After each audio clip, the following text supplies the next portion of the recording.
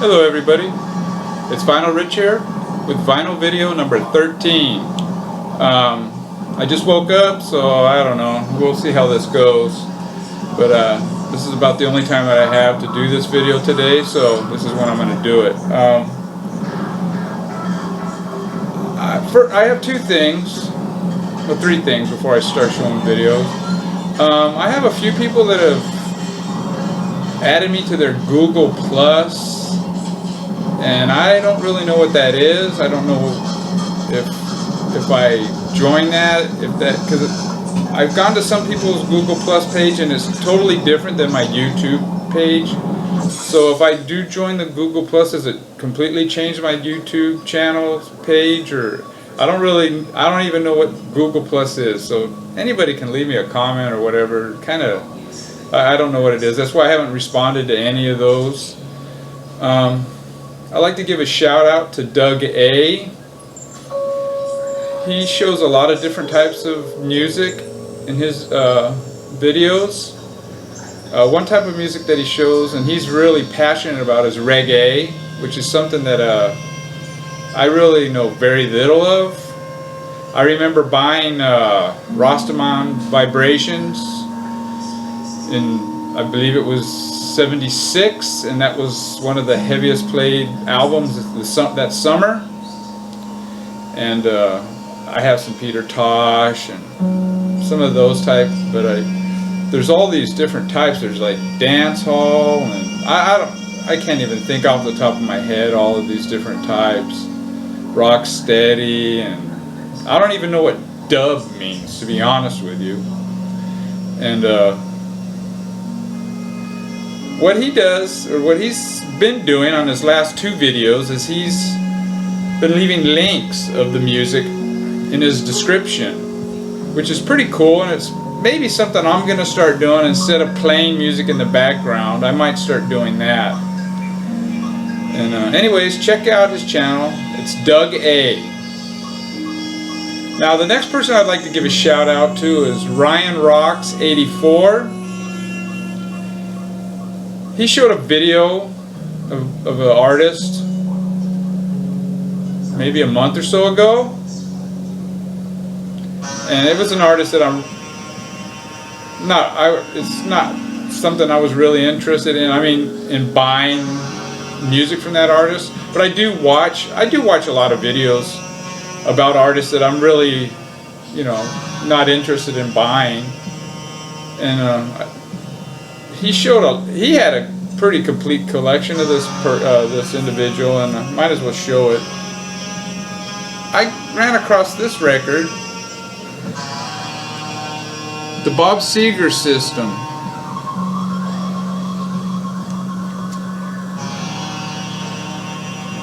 And I went ahead and bought it. Now, in the past, if you would have told me, if you would have asked me, anything about Bob Seger, I would have told you, he's like a poor man's Bruce Springsteen. I didn't really care for him that much. All I knew was his 70s stuff. I think somebody had shown some of his earlier stuff before I saw the Ryan Rocks 84 video. But Ryan Rocks played some of the music and he talked in detail about his whole career. And I kind of was interested in the 60s stuff. So I went ahead and picked this album up. And it's really good. Now, to my surprise, I had heard the first song before. Oh, here we go. The sleeve isn't the greatest. The first song on side one is Ramblin' Gamblin' Man. It's on Capitol Records. And I knew this song. I remember this song from the 60s when I was a kid.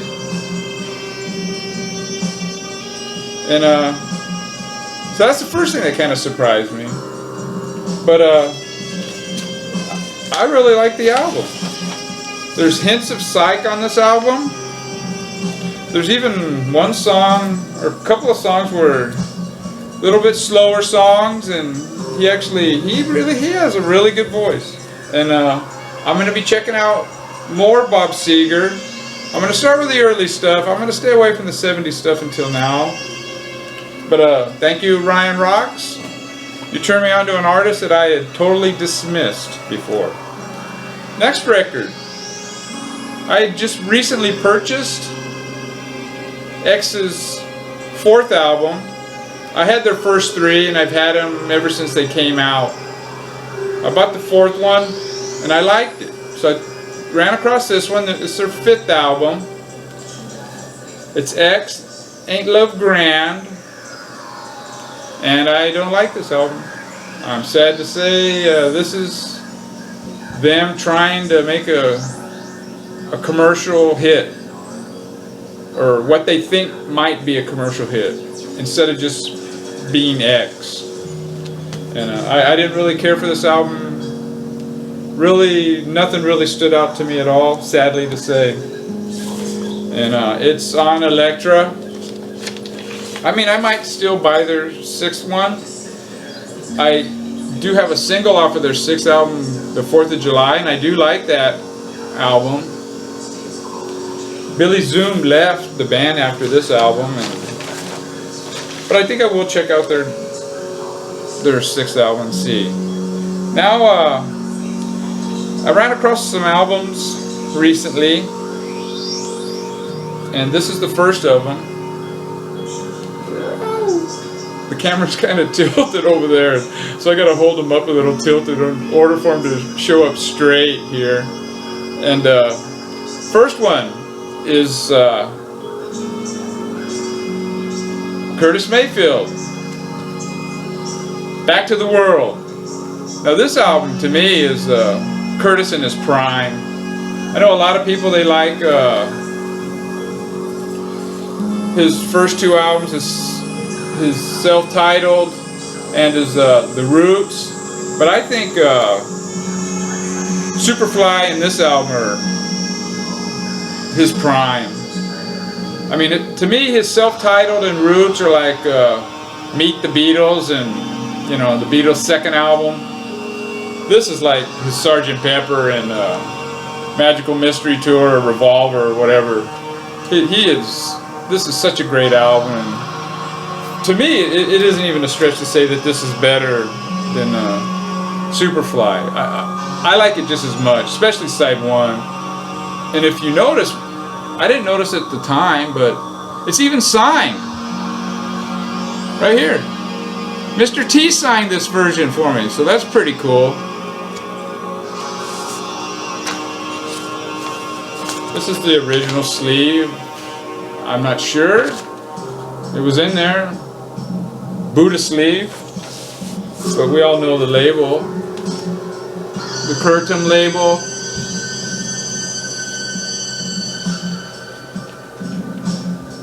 Really great album. Next one, really great, funky band. I think they're kind of underrated in the VC. It's War. This is a compilation that came out around, I don't know, in the 78 or so, after 75, but it's all their early stuff, and with Eric Burden. Now, the very first concert I ever went to, it had to have been in the winter of 70 or 71, was Eric Burden and War. That was the very first concert I ever went to. And this album has Magic Mountain on it, which is one of my favorite songs by War. It was the B-side of Spill the Wine. I remember my friend Mike, he bought the record Spill the Wine, and I liked the song, but I like the B-side better, and it was never really put on any of their albums. This has got some other outtakes, some live stuff. There's a version of Tobacco Road on here, really good. It's a really good album. Really, to me, they're an underrated band, and it's on the ABC Records.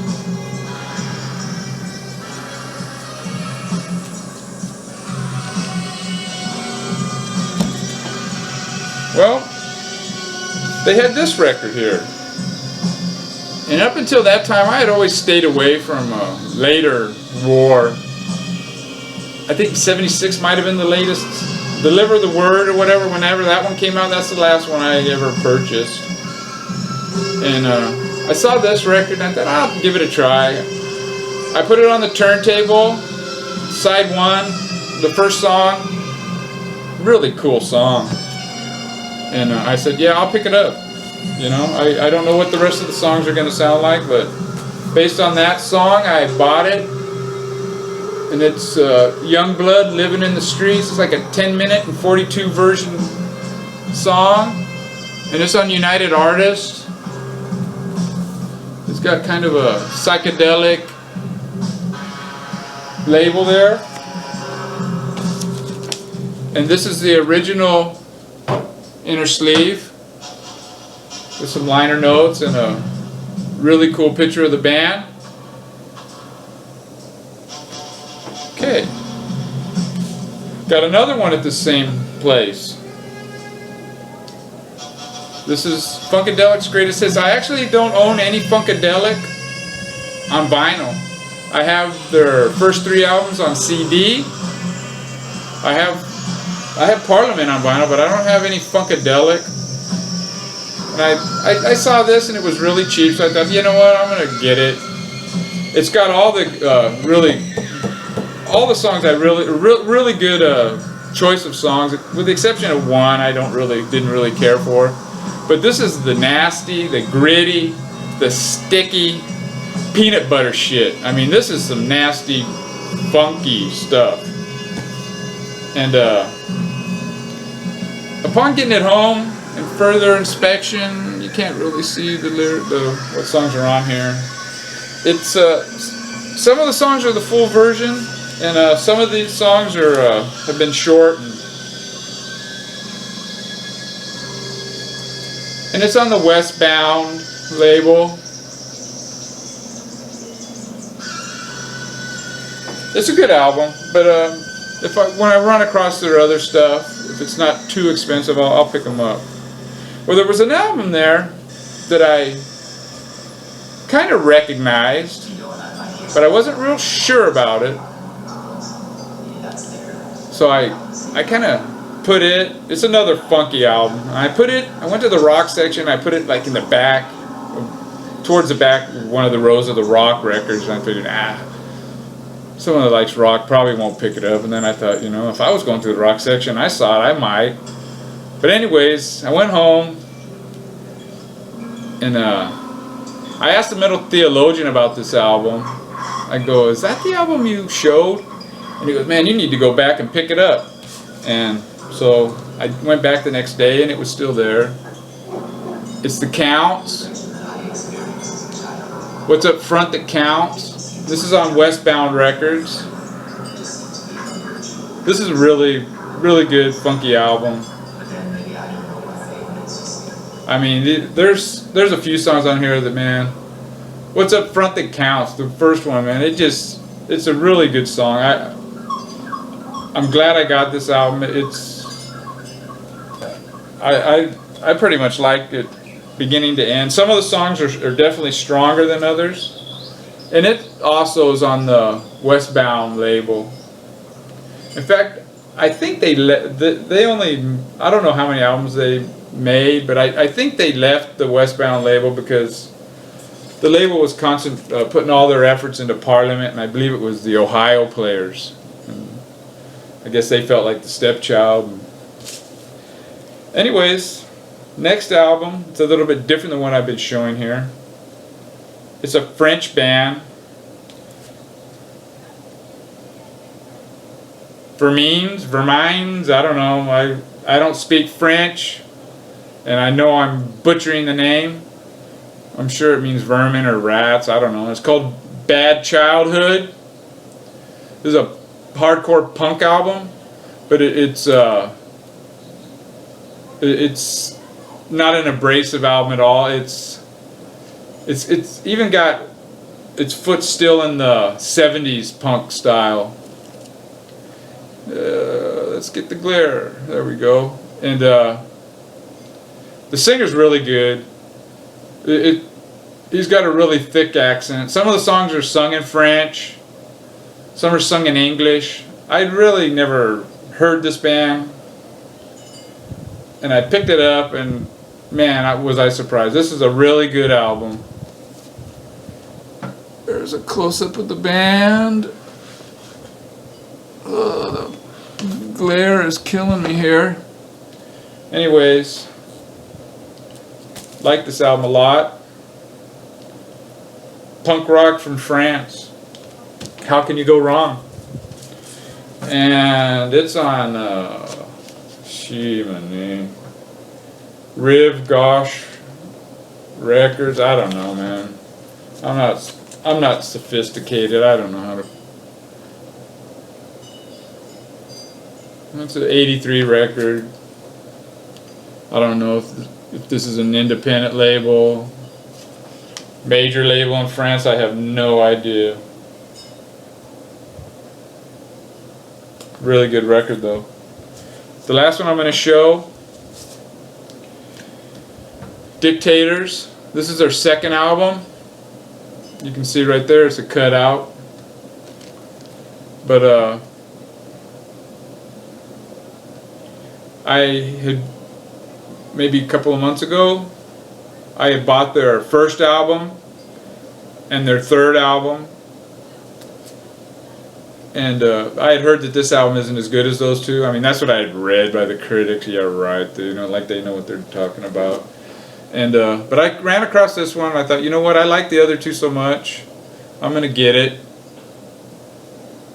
And there's a picture of the band down there.